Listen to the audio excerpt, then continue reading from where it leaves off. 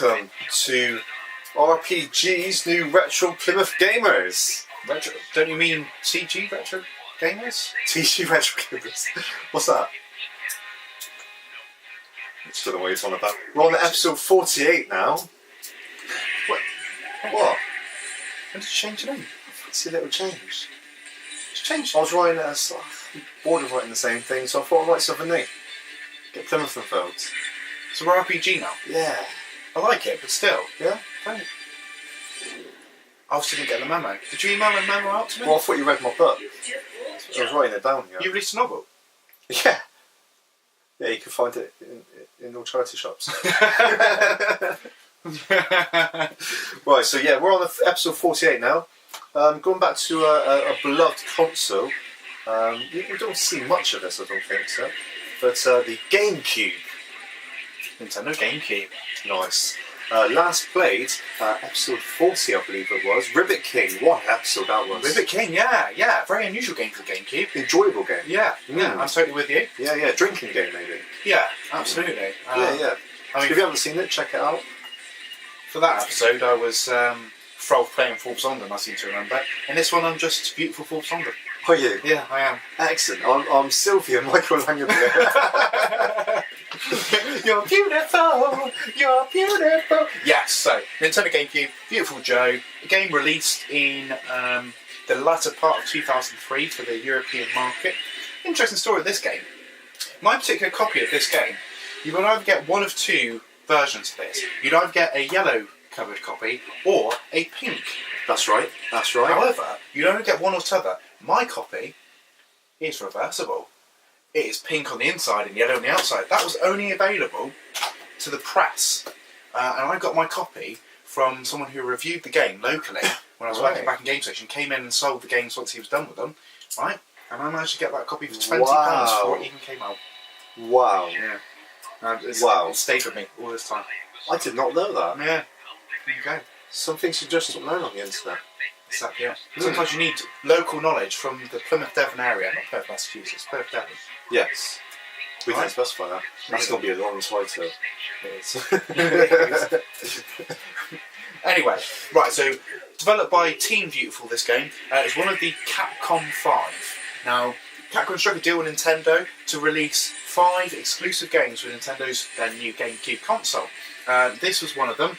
I believe that there was a game called something Phoenix, Rise of Phoenix or something like that, which I don't think ever made it.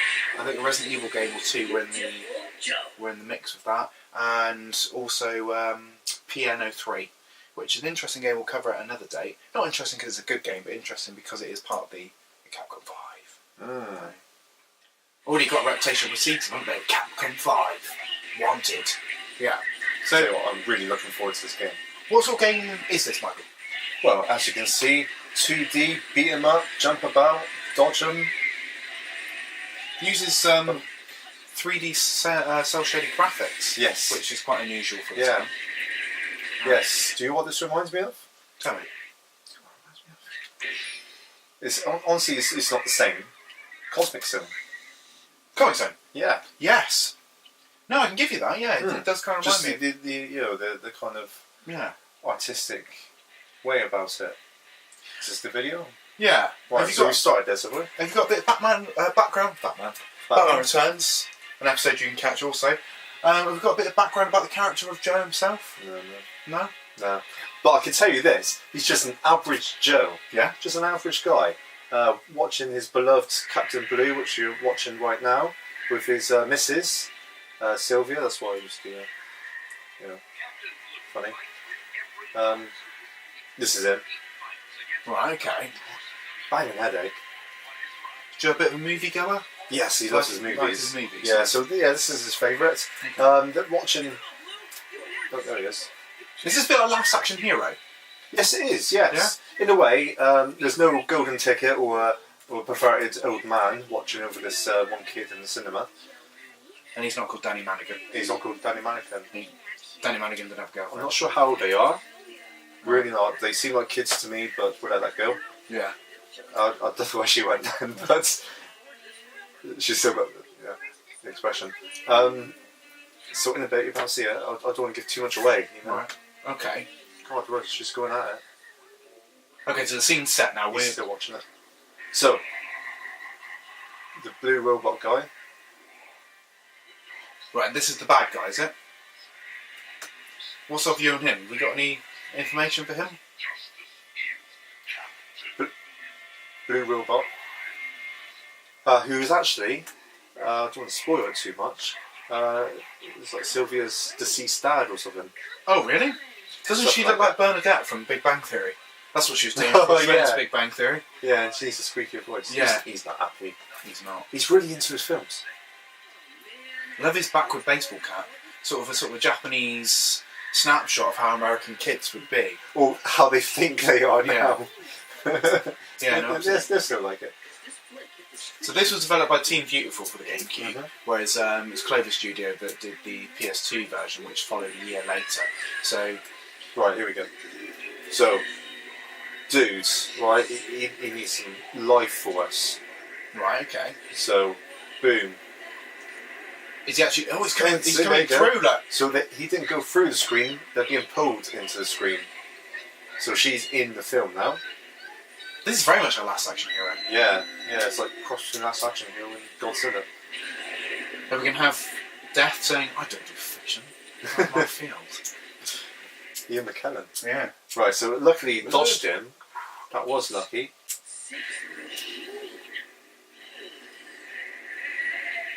Okay. Right, he's got himself a little human. I'm going to get myself a little human. He's meant to be the good guy, but that drags him in as well.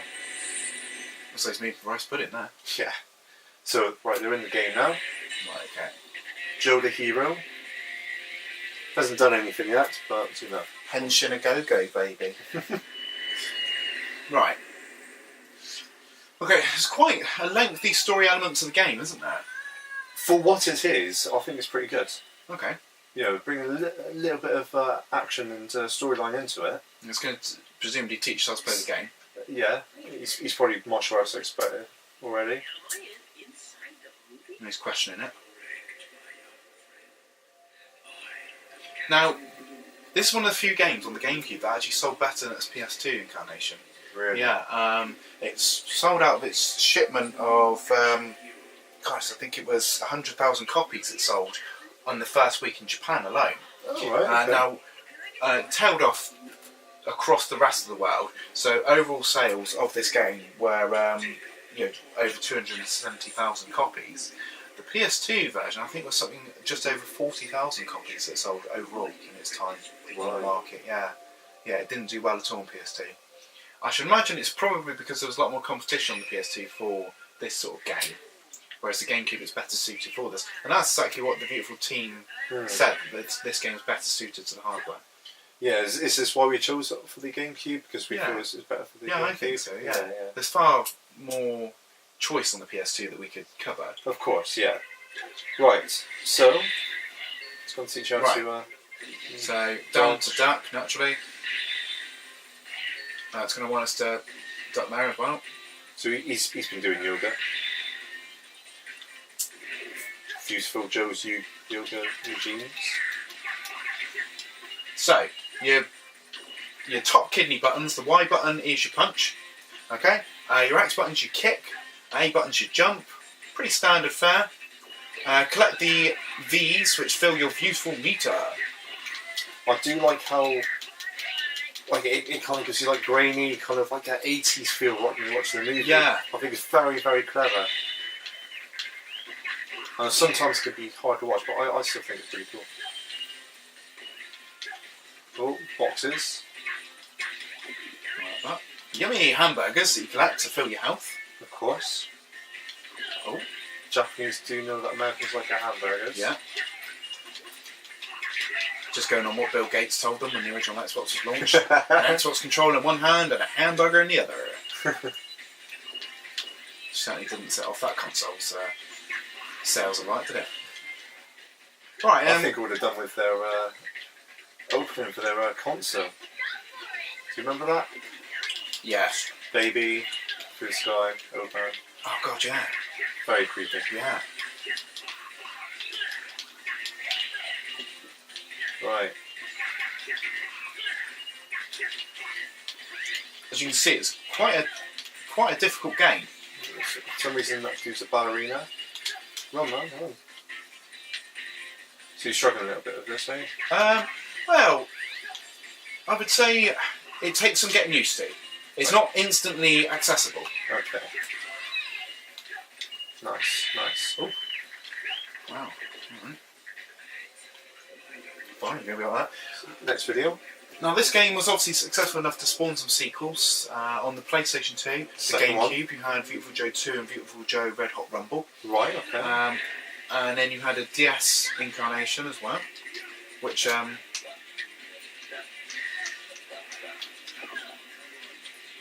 then a PSP one as well.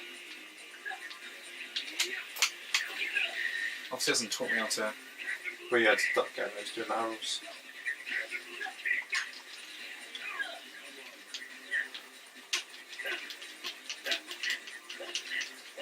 It's a lot harder than I remember. It seems it.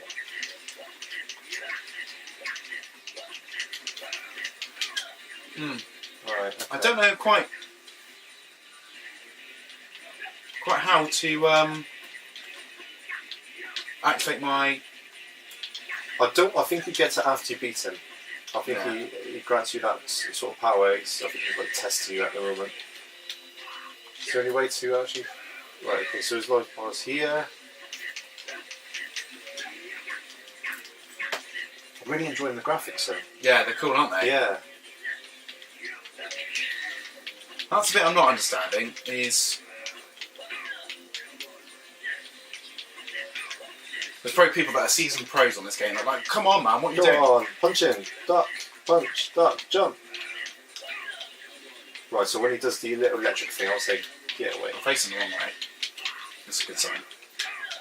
Yeah. Right, that's what I would say is really annoying about this game, is the little floaty jump that he does. Yeah. Yeah, that can die in a fire. Yeah. Yeah, there's no resolution from this, is there? Yeah, okay.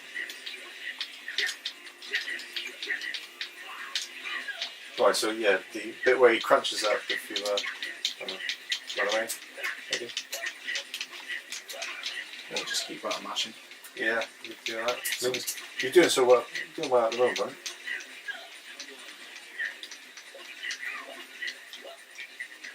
right?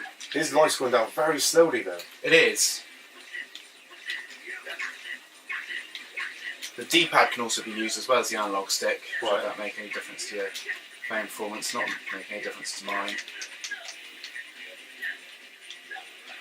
Okay. I can't get over that. Yeah, I don't really. I mean, life's not really going down. Yeah, he is it? seems too hell-bent on just doing like token moves, like, you know, that one there. Where we go which through. is- Yeah. Yeah. I might just let him kill me, to be honest. Okay, you got a couple of bad guys on here. All sounds, I don't know. They question. I was, you know, I had to check. I was reading the right thing, just because of their names. So you got one of them, which I quite like, Dark Fiends Charles III. Yeah? Quite a mouthful. Not much as a mouthful is Oak Davidson. Oak Davidson. Blade Master Alastair. And of course you got Joe's Double Gang, which I think comes on later in the game. I think it's a bit of a challenge for you because he's exactly like you sort of thing. Oh, really? And obviously you meet the boss at the end. Ah. Okay. Well, we've got him on his alright. Oh, nice one, nice one. Okay, I worked out how to do it in the end. You did? Right, Yeah, I did. excellent. Right, Japanese release this 26th of June of 03. North American release is 7th of October 03. And European release was 24th of October 03. It's a good time for games. Yeah, 2004, PS2, following year. So, yeah. you get VFX power, which is what I was mistakenly trying to activate there, which you obviously don't get until this point. Yeah. Actually, until you get your suit. Yes, which is the most important part of the game. Getting the full suits. Did you know you get Dante from Devil May Cry as an unlockable player on the PS2 version? Really? Yeah. Wow. I think you got screwed, didn't it? Right, yeah, that's it. You can slow down time with the outfit, as demonstrated here. With the ballerina that kept spinning. Yeah. It's going to ask you to pretty much do it in a minute. Yeah, there you go. That's the cool element of the game. Yes. So see, it does challenge you to begin with, doesn't it? Yeah. But get your suit on and so you get right into the game. I think it just really goes to show how, little strength that Joe has, really, as a character himself. Hmm.